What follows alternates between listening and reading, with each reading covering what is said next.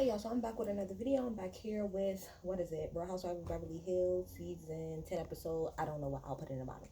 So, I just want to talk about a very few things in this episode. Because honestly, Kyle pissed me off and got on my nerves this whole episode. I have multiple times in my notes. Why do you care, Kyle? It's like it's fucking mind blowing. So we pick up after last week's episode, where Kyle is sitting up there crying at the table. This is the thing. So Kyle's pretty much, when we get to the table, like I have in my notes, Kyle pulls classic white woman tears because she's sitting up there crying and, oh, now you guys are attacking me. But this is the thing, Kyle. This is the thing. If I remember correctly, you are the one who brought up the whole thing with Dorit. Again, when nobody else brought it up, it was Teddy's event, but Teddy didn't even bring it up. You brought it up, and then when people started to, I want to say, because it wasn't attacking you, when people started to respond to the stuff that you said, aka Denise, aka, Dorit or whatever, when people started to say their opinion, now all of a sudden you feel attacked. No, calm the fuck down, Kyle. That's, oh my god, Kyle really exhibits classic white women things. You start shit and then turn around and want to run back and play victim. You guys are all attacking me. You guys are all attacking me. When that's what happened with you. You did that. And I'm sorry, the dinner I was just talking about, that happened last week. But what I'm saying is that you can't start shit. You can't bring something up or start shit and then turn around and cry. So she said, never talk about everybody's attacking me, everybody's attacking me. I do feel like when Lisa Rinna said, oh, well, you won't, like, you'll defend your sister, but you won't defend me, that doesn't even make any sense. Of course, that's her sister. Why the fuck would she defend her? So yeah, like, so she gets up and she walks away and stuff, and she leaves with her husband, her fine ass husband, just looking at her like, this bitch is crazy. I think Kyle was low-key drunk. Low-key. Like, she's insane. And then Teddy ran behind her like the little lap dog that Teddy is when it comes to Kyle, okay? So then we see Garcelle. Garcelle wasn't really with the girls at all this episode. I wonder why that is. But anyway, Garcelle was with her kids or whatever. You can see that they're having a birthday.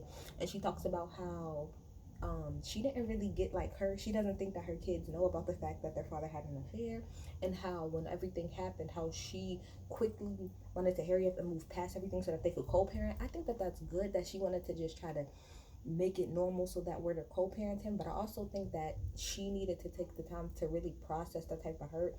Maybe she did, who knows, maybe she did, but it doesn't seem like it the way that she was explaining it. It seems like she was like, oh, well, I just kind of, put everything to the bag and I just moved on because I wanted my kids to not worry about anything.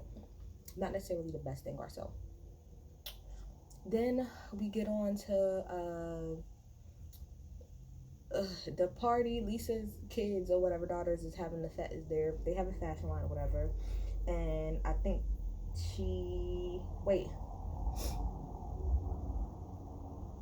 Lisa Rinna apologized to Kyle, I believe. I think so. I think that's what happened. Anyway, who cares? The Reed is gonna be helping with a Buca de Pepper. Now she says she owns a Buca de Pepper. Well, she doesn't really own it. Somebody that she knows owns the whole chain, right? And so the person in the little flashback, the guy said that he was gonna give her a room and see exactly what she could come up with. Now I'm confused. Now I've been to Buca de Pepper before. I've been one time. I went for my roommate's birthday years ago, and Buca de Pepper is literally, it's an Italian it's an Italian restaurant, but everything is literally family size. So like one thing of spaghetti is could feed like 4 or 5 people. Like the portions are huge. So I'm confused, and it's a chain, like he said. So I'm thoroughly confused on what the is the Reed about to do to this restaurant. Like, I'm trying to figure out what is it that she can do, because again, this is a chain. So what are you doing other than changing the decor up? I mean, I guess Buca de Pepper could change up their decor, but it's like outside of that, the Reed's not really doing anything. Like personally, I'm telling y'all, it's a chain. It's already established, so the Reed's not gonna really do much but come in there and maybe decorate shit a little bit differently. But I don't really understand what she's doing. Girl, just sit back and collect your money off of that investment. So then I think I forgot where everybody was at, but everybody was somewhere together, and I just wrote down that Denise said that when it gets down to it, Kyle wants to be the center. No, that Kyle wants a cookie for her working, because Kyle is still saying, I'm doing this movie and I'm doing this fashion line, and then I have to come home and I have to do all of this. And again, like everybody else said, she acts like she's the only person who has something going on, and she doesn't. Just like how she got mad at Dorit for saying she has a life. It's like, Kyle, you're not the only person around here who got a damn life, who got some shit to fucking do or whatever. Like, and I'm tired since this season has started, and we ain't even that deep into it. Every freaking episode, here come Kyle. Well, I have to do this, and I have to do this, and I have to do that. Kyle, shut the fuck up. Shut the fuck up. Like, you acting like you're doing like you're acting like you're doing more than somebody else, and you're not. Calm the hell down. Anyway, they end up going to the party for Lisa Rinna's kids or whatever, for them launching their little line.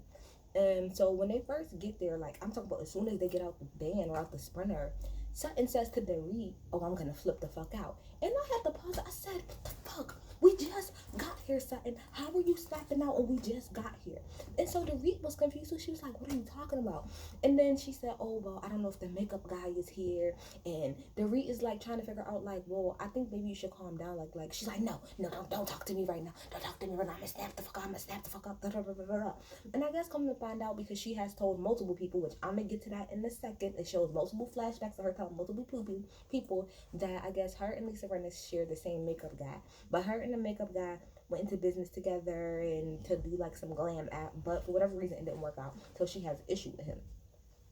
This is my thing before I even go too much further into what happened. Sutton, you're a debutante, right? And you're so I don't know, you're so proper and you're so prim, right? But doesn't that mean holding your composure no matter what? Now, granted, the guy wasn't here at this party, but it was a valid question. If he was there, what was you gonna do? You out your own mouth did say you was gonna flip the fuck out. So my question is, if he was there, what was you gonna do? What was you gonna do? She said at the end, "Oh, I'm gonna leave, I'm gonna cry, and I'm gonna go home." That's not really flipping the fuck out. That's not what flipping the fuck out means to me.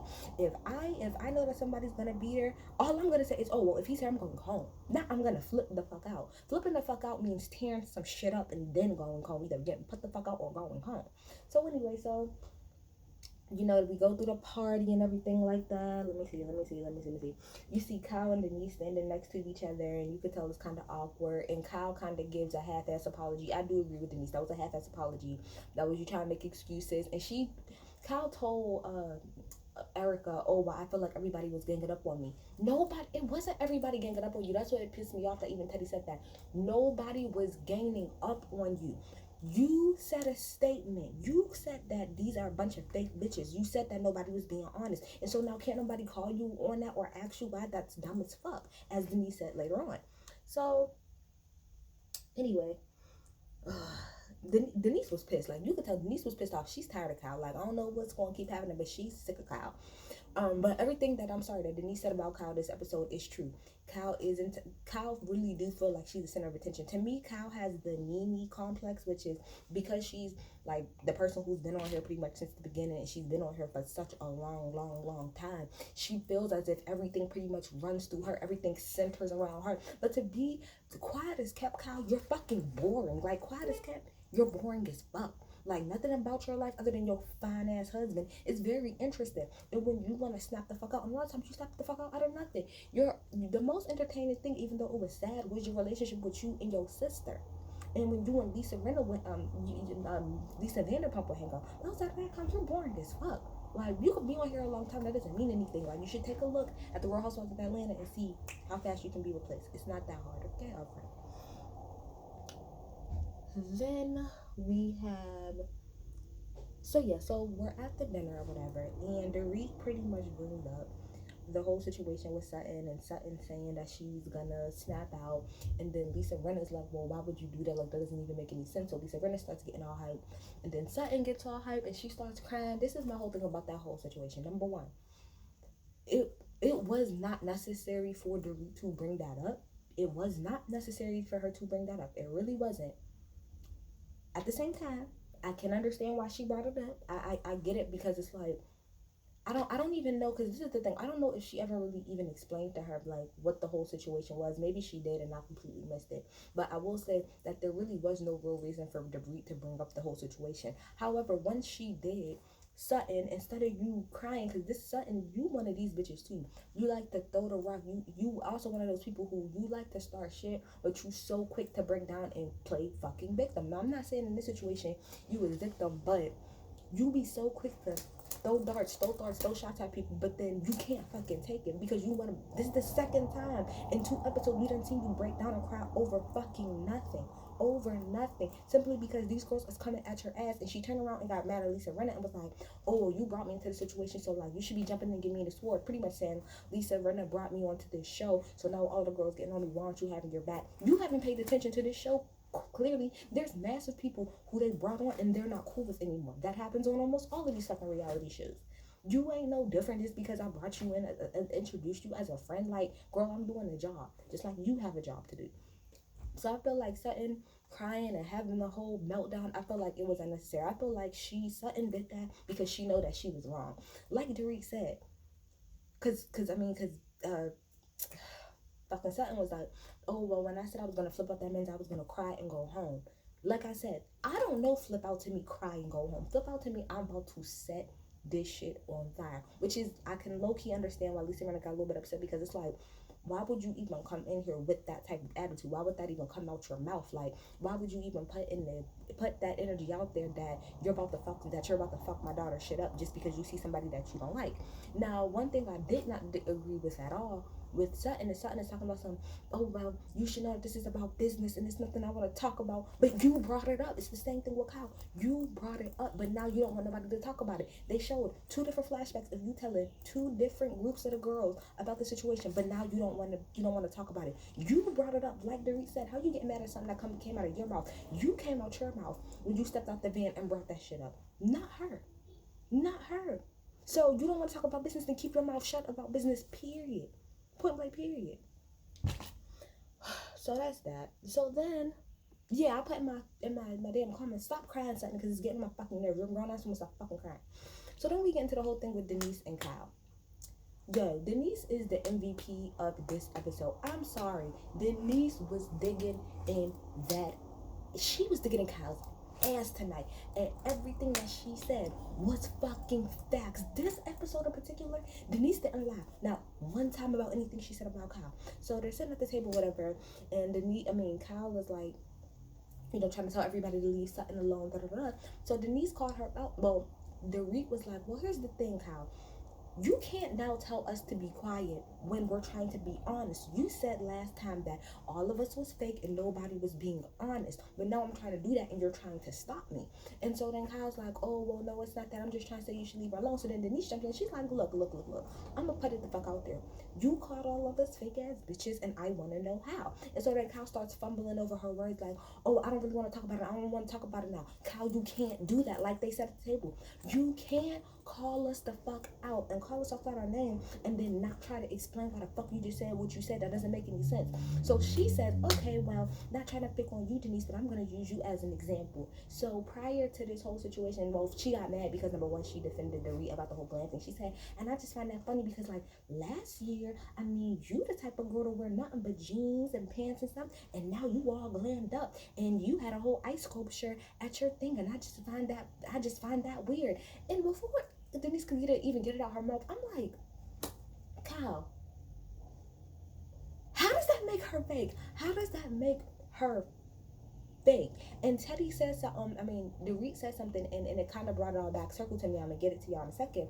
Dorit said, I just find it funny how Teddy's first season, Teddy was dressing like a regular ass bum, and that's a fact because I watched that season. And then the next season when she came on, she was glammed up, and they even showed at the next reunion that the second reunion that Teddy did, that she was all glammed up, and even Andy said, oh, well, look how much a year makes a difference, because that's facts. Now this is exactly how I look at what Kyle is trying to say about Denise. It gives me the same thing about Basketball Wives. Now, if y'all remember, go all the way back to like the first couple seasons when the girl Mika had came on the show or whatever.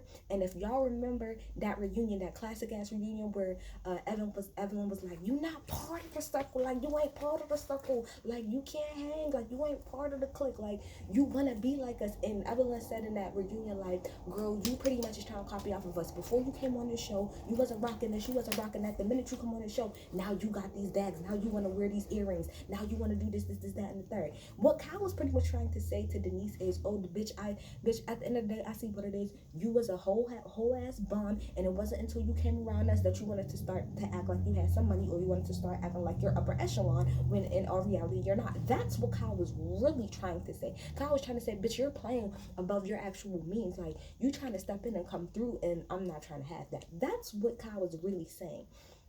But what Denise got her ass, and Denise said, "Bitch, first of all, because you could tell that pissed Denise off." Denise said, "Bitch, when I come off a set, when y'all see me half the time, it's because I'm coming off a set. Bitch, I'm in hair and makeup all the fucking time." And then she did, ooh, I can't wait till they play this at this reunion because it gave me life. She said, "Bitch, I'm a motherfucking Denise Richards. Do you not know who the fuck I am? I have been on I don't know how many shows. I have been on covers that you hoes wish that you can get on. You hoes wish you could. You have to tell them, Denise. Fucking tell them." Tell them, Denise, talk your shit. When she did that shit, I had to run it back like 3 times. I'm like, "You better talk your shit, Denise. Talk your shit. Tell Kyle.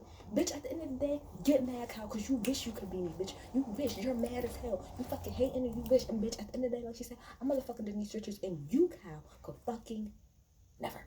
You, Kyle, could never." And I feel like at the end of the day, what it gets down to is that Kyle is jealous of Denise. Like, that's what I'm getting. I feel like Kyle thinks that Denise is probably gonna, like, now that Denise is here and Denise has a little bit of a more bolder attitude, that Denise is gonna be the one to low key kick her off her throne. And so far, I'm here for it. Give it to Denise, because Denise don't give a fuck. Even Erica was like, "Denise, calm down." But no, Denise is sick and tired of Kyle's fucking overprivileged, acting like she working hard as fuck ass. It's annoying. Y'all tell me what y'all think about it.